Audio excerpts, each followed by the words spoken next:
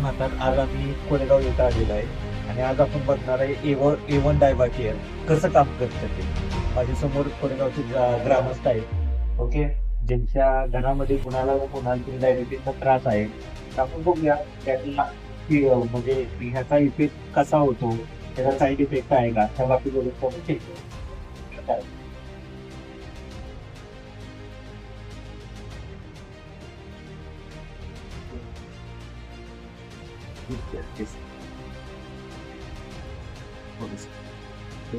लागत्या मिठाचं टेस्ट तिथे मीठ लागतंय का? कमी हा, ठीक आहे.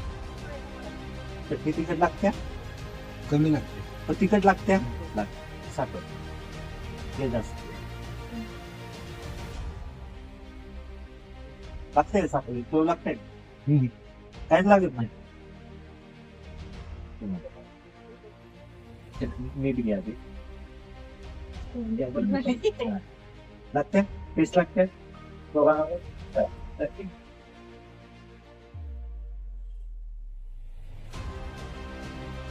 लागतंय.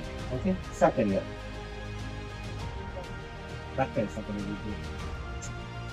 पाण्यासारखं लागतंय.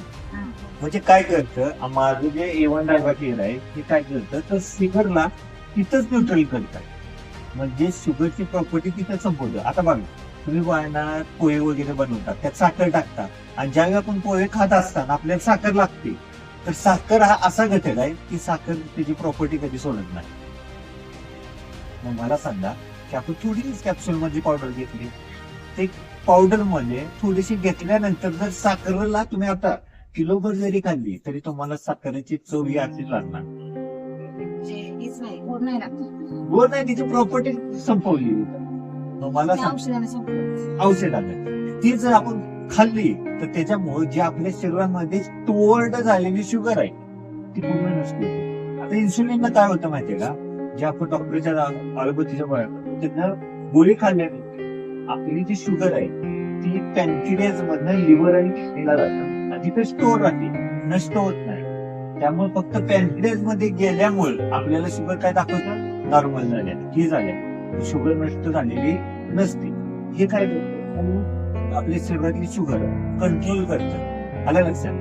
त्यामुळे याचे साईड इफेक्ट आपल्या बाकीच्या ऑर्गन होत नाही.